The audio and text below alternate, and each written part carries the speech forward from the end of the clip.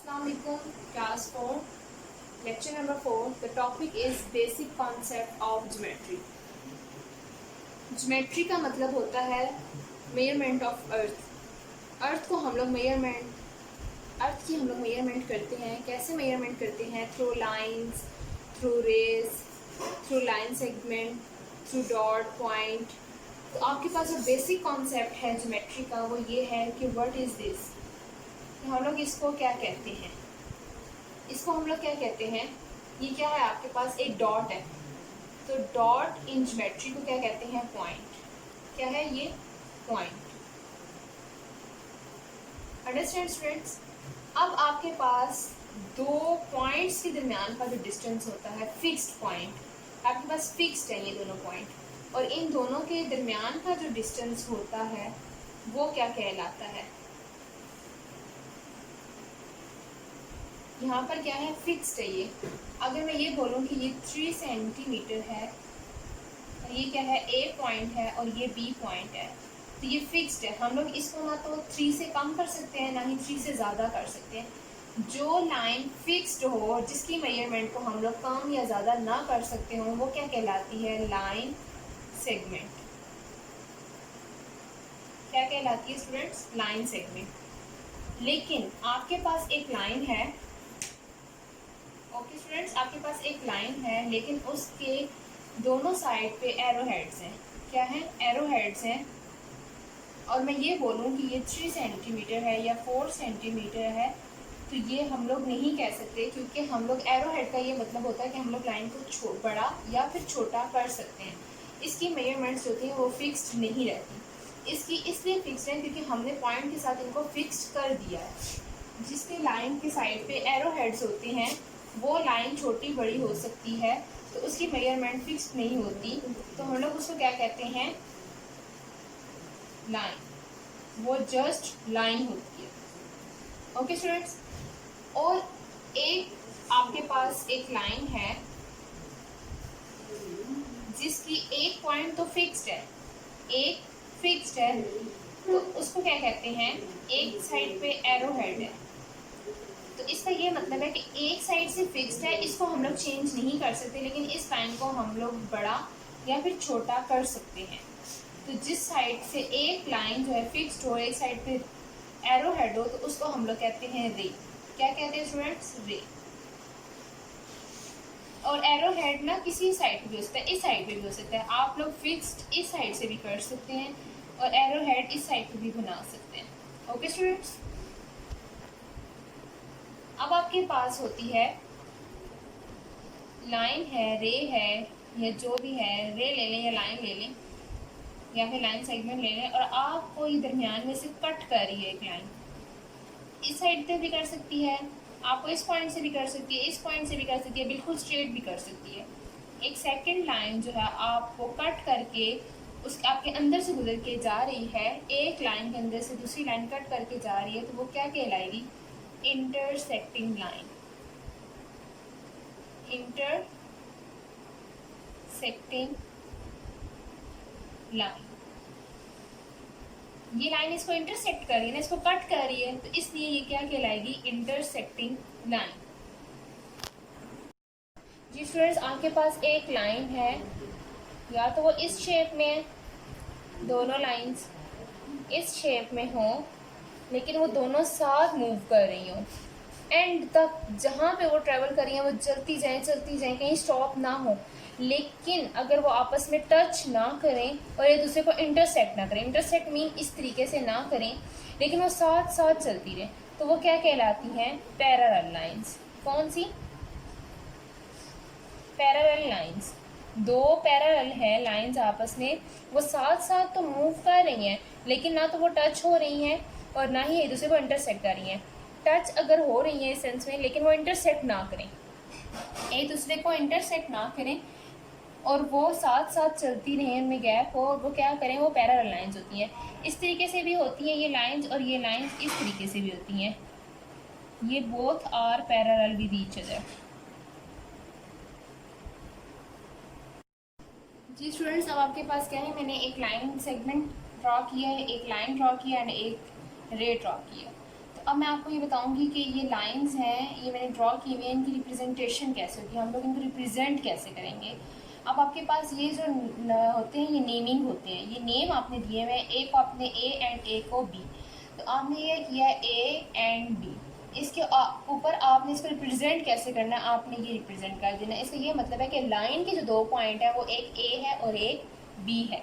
जब आप लोग लाइन सेगमेंट की और ये जो लाइन को आप लोग रिप्रेजेंट करेंगे वो कैसे करेंगे, सी एंड डी होगा तो इसके ऊपर आप लोग लाइन छोटी सी बना देंगे, तो आपने इसको रिप्रेजेंट ऐसे करना है। और जब आप लोग रे को करेंगे ई एंड एफ को, तो आपके पास क्या हो जाएगा, रे बन जाएगा। ओके स्टूडेंट्स, ये है आपके पास रिप्रेजेंटेशन लाइन सेगमेंट की, लाइन की एंड रे की। जी स्टूडेंट्स, आपका नेक्स्ट टॉपिक क्या है, multiplication and division of a fraction with a whole number. सबसे पहले आपके पास फ्रैक्शन क्या होती है, 2/3। आपके पास क्या है, ये जो ओवर की फॉर्म में लिखते हैं, डिवीजन की फॉर्म में लिखते हैं, ये आपके पास फ्रैक्शन है। फर्स्ट पार्ट आपके पास क्या होता है, नंबरेटर, एंड सेकंड क्या होता है, डिनोमिनेटर। ये आपके पास फ्रैक्शन होती है। होल नंबर क्या होता है आपके पास, जो आपके पास होल में आ जाए, 3/6। तो ये जो नंबर है आपके पास, ये होल में आया हुआ है, ये ऑलरेडी फ्रैक्शन है, लेकिन जो होल में नंबर लिखा जाता है ये आपके पास होल नंबर है पूरा। अंडरस्टैंड स्टूडेंट्स, मैंने आपको थोड़ा सा रिमाइंड करवाया है कि आपको फ्रैक्शन एंड होल नंबर का कॉन्सेप्ट हो जाए। अब क्या लिखा हुआ है, मल्टीप्लिकेशन एंड डिवीजन। ये देखिए आपके पास क्या है, 3/4 मल्टीप्लाई, नजर आ रहा है आपको बीच में मल्टीप्लाई 6/9। आपके पास क्या है, एक आपके पास है क्वेश्चन, ये क्वेश्चन नंबर 1, और आपके पास एक है क्वेश्चन नंबर 2। आपके पास क्या है, 1/3 मल्टीप्लाई बाय 2/7। ये है आपके पास क्वेश्चन। तो इस क्वेश्चन को कराने से पहले मैं आपको क्वेश्चन नंबर 2 करवाऊंगी, वो इसलिए कि आपको अच्छे तरीके से समझ आ जाए। मल्टीप्लाई का मतलब ये होता है कि दो फ्रैक्शंस आपस में मल्टीप्लाई हो रहे हैं। मैं सिंपल आपको फ्रैक्शन से मल्टीप्लाई करना पहले सिखा रही हूँ।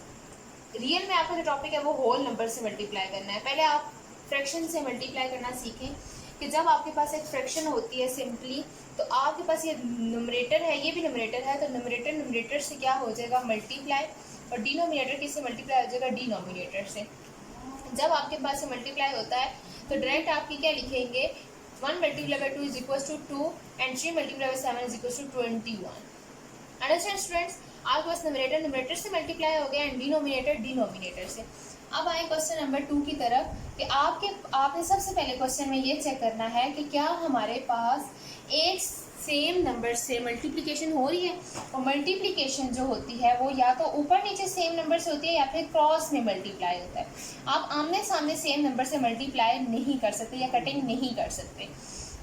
अब आपके पास क्या है, अब आपने क्या देखना है कि 3 1 ज़ा 3 एंड 3 3 ज़ा 9, 2 2 ज़ा 4 एंड 2 3 ज़ा 6। आपके पास एक दफ़ा कटिंग हो गई है। अब आपने ये देखना है कि मज़ीद इसमें कटिंग हो रही है सेम टेबल से, तो आपके पास क्या आएगा, 3 1 ज़ा 3 एंड 3 1 ज़ा 3। अब आपके पास क्या हो गया है कि अब आपके पास आंसर आ गया, तो वही सेम क्राइटेरिया क्वेश्चन नंबर 2 की तरह के नंबरेटर से मल्टीप्लाई होगा एंड डिनोमिनेटर से। तो फिर हम लोग क्या लिखेंगे यहाँ पे, 1 multiply 1 is equal to 1 and 2 multiply 1 is equal to 2। अगर आंसर आने के बाद भी अगर सेम टेबल से ऊपर नीचे कटिंग हो रही हो तो फिर आप कटिंग करेंगे, otherwise that is your answer. और वन मोर थिंग स्टूडेंट्स, कि जब आप कटिंग कर रहे होते हैं, जैसे मैंने यहाँ पे कटिंग की है, तो यहाँ पे मैंने 3 के टेबल से सेम टेबल से कटिंग की है, यहाँ पे भी 3 1 ज़ा 3 एंड 3 3 ज़ा 9 किया है।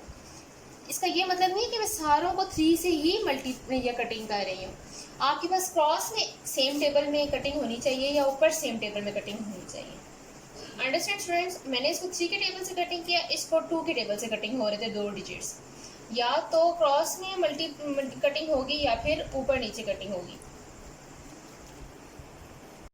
जी स्टूडेंट्स, सबसे पहले आप लोग होल नंबर को रिमाइंड कर लें कि होल नंबर को हम लोग फ्रैक्शन फॉर्म में कैसे चेंज करते हैं। कैसे करते हैं कि डिनोमिनेटर मल्टीप्लाई होता है होल नंबर के साथ, होल नंबर से मल्टीप्लाई होगा तो 2 multiply by 5 is equal to 10, और जो आंसर आता है उसमें हम लोग न्यूमरेटर को ऐड कर देते हैं। जैसे कैसे 2 5 10 और 10 + 1 = 11, 11/2। तो ये आप लोग फ्रैक्शन को चेंज करते हैं, होल नंबर को चेंज करते हैं फ्रैक्शन फॉर्म में। Understand students. अब आपके पास ये है क्वेश्चन नंबर 3। तो आपके पास जो क्वेश्चन है वो ये है कि 12/7 मल्टीप्लाई एज इट इज़, और सबसे पहले आप लोग होल फॉर्म को चेंज करेंगे। 3 × 6 = 18, 18 + 2 = 20 एंड 20 डिवाइडेड बाय 7। अब आपने ये सबसे पहले चेक करना है कि क्या आपके पास कटिंग हो रही है 20/3, और अब आपने ये चेक करना है कि आपके पास कटिंग हो रही है क्रॉस में या ऊपर नीचे। जी स्टूडेंट्स, आपके पास यहाँ पे कटिंग हो रही है। 3 1 = 3 एंड 3 4 = 12। अब आप देखें आपके पास मज़ीद कोई कटिंग हो रही है। अगर तो नहीं हो रही तो ये आपके पास क्या है, नंबरेटर नंबरेटर से मल्टीप्लाई होगा और डिनोमिनेटर डिनोमिनेटर से मल्टीप्लाई होगा। तो आपके पास क्या आ जाएगा, 4 × 20 = 80 एंड 7 × 1 = 7। अब आपने देखना है कि अब आपके पास कटिंग हो रही है, कटिंग नहीं हो रही तो ये आपका क्या होगा आंसर। अब आपके पास क्या है, क्वेश्चन है fraction division with whole number. आपके पास क्या है, फ्रैक्शन में 9/4। अब आपके पास क्या है, division division as it is. सबसे पहले आप लोग होल फॉर्म को चेंज करते हैं। 5 × 4 = 20 एंड 20 + 2 = 22, 22 डिवाइडेड बाय 5। अब आपके पास नेक्स्ट स्टेप क्या है, ये स्टेप थोड़ा समझने वाला है स्टूडेंट्स, आपने इस पे गौर करना है कि डिवीजन को चेंज करना है किससे, मल्टीप्लाई से। 9/4 डिवीजन को जब हम मल्टीप्लाई में चेंज करते हैं तो हमारे पास जो नेक्स्ट फ्रैक्शन होती है डिवीजन से नेक्स्ट वाली, हम उसका क्या ले लेते हैं, रेसिप्रोकल या फिर इन्वर्टिंग द फ्रैक्शन। इन्वर्टिंग का मतलब ये होता है कि आपके पास डिनोमिनेटर चेंज होता है नंबरेटर में और नंबरेटर चेंज हो जाता है डिनोमिनेटर में जब हम लोग रेसिप्रोकल लेते हैं या जब हम लोग डिवीजन को मल्टीप्लाई में चेंज करते हैं। अब हमने डिवीजन को मल्टीप्लाई में चेंज किया है तो हमारे पास क्या आ जाएगा, 5/22 कि जो हमारी नेक्स्ट वाली फ्रैक्शन होती है वो उलट जाती है। देखिए आपने ये ऐसे थी ना, 22 ऊपर था, यहाँ पे 22 नीचे हो गया।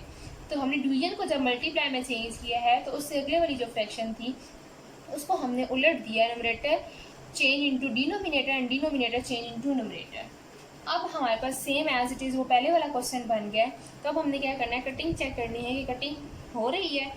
तो हमारे पास कटिंग नहीं हो रही तो फिर क्या होगा, आपके पास नंबरेटर नंबरेटर से मल्टीप्लाई होगा और डिनोमिनेटर डिनोमिनेटर से। तो आपके पास जब मल्टीप्लाई होगा तो आपके पास आंसर क्या आ जाएगा, 9 × 5 = 45 एंड 4 × 22 = 88। अब आपने चेक करना है कि अब आपके पास कटिंग हो रही है, कटिंग नहीं हो रही तो यही आपके पास क्या है, answer. Okay students, I hope कि आपको समझ आई होगी। ये स्टूडेंट्स, ये आपका होम असाइनमेंट है। सबसे पहले आपके पास क्वेश्चन नंबर 1 क्या है कि आपके पास ये डिफ़ाइन किया गया है, आपके पास तीनों चीज़ें, आप अपने इसको रिप्रेजेंट करना है कि इसकी रिप्रेजेंटेशन कैसी होगी। यहाँ पर आपने रिप्रेजेंट करके बताना है। वीडियो आपने अच्छी तरीके से देखना है, उसमें मैंने प्रेजेंटेशन का आपको बताया हुआ है कि इसको रिप्रेजेंट कैसे करना है। ये आपके पास क्या है, आपने इनके नेम देने हैं, आपने ये आपको बताया गया है और आपने इनके नेम्स यहाँ पे लिखने हैं कि इनके क्या क्या नेम्स हैं। Understand students. और ये है आपके पास 5 क्वेश्चंस हैं, ये आप लोगों ने सॉल्व करने हैं अपनी रफ रजिस्टर पे। ये आपके पास होल नंबर है, डिवीजन का साइन है, डिवीजन को कैसे मल्टीप्लिकेशन में चेंज करते हैं वो आपने वीडियो में देखना है अच्छे तरीके से, और उसके बाद इसको आपने रफ रजिस्टर पे इसको प्रैक्टिस करनी है। ओके स्टूडेंट्स, फ़ी मानिल्लाह।